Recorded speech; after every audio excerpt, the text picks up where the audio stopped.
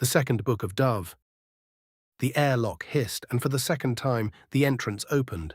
A lone dove waiting to be greeted by all of their community. They all rushed to hug him at once. Their dove had returned. The group was overwhelmingly joyous to see him finally emerge from the airlock, but as the masses were confirmed that he truly was back and in one piece, the mood shifted towards curiosity. Enough with the hugs, you have the rest of his days to hug him. After he delivers God's message. Noah spoke from the doorway. The waters still cover the earth. As we expected. Zeke reminding the group that this was, in fact, a good thing while working his way to the middle of the crowd. His arm around his son's shoulder, pulling him in just to make sure it was real, not a dream, truly returned. So, it was cold. So cold. Can we talk on the balcony? I still have no feeling to any of my extremities. Coming out more as a statement than a question, as the still bundled-up dove started down a narrow passage, just barely squeezing through with all his layers still on, before emerging on a very large Juliet-style balcony of natural rock, overlooking the churning molten mantle below.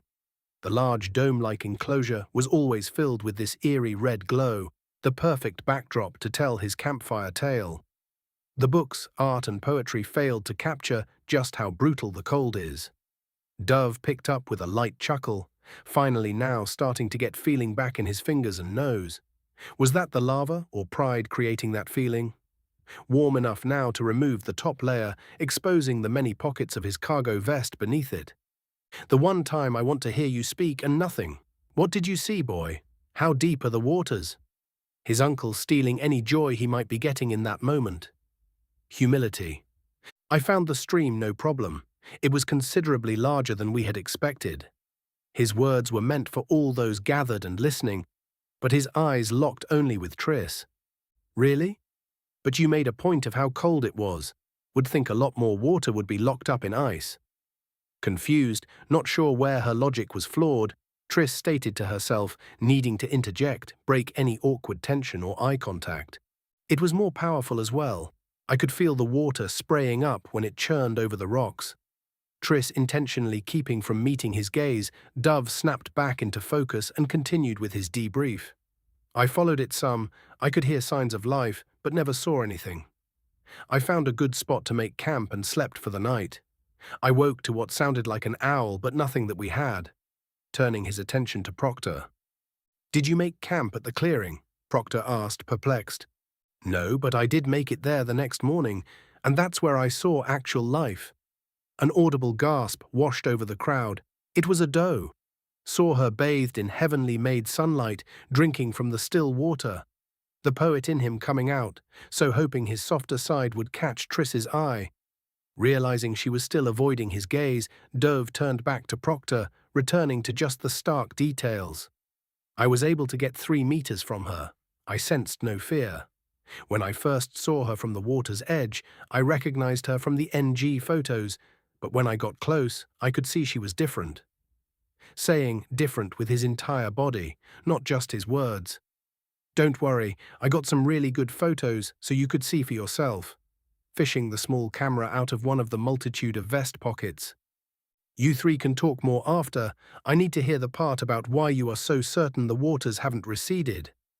His uncle both reprimanding as well as reminding his nephew to continue. I followed the river down till the edge of the tree line. The freeway was exactly where you said it would be. Turning to Proctor, making sure he got some kudos for a well-designed plan. It was buzzing with traffic. I didn't recognize the cars but could tell they were still cars. And yes, uncle, before you ask, I saw actual people in the cars, took photos of them as well. A fresh sense of confidence washing over him, reminding his uncle that he succeeded in his task. The dove not only returns, but returns with proof. Perfect. So we will wait the week and send Dove back out to confirm the waters have receded. Like God demands. Zeke summing up the events as finalized and moving forward. What if the waters haven't receded in a week? Noah insisted, clearly needing more before moving forward. Seeing as God commands what we do, and his command is to wait a week before resending the dove, that's what we will do. And what if the dove finds that the waters are still too deep after 7 days?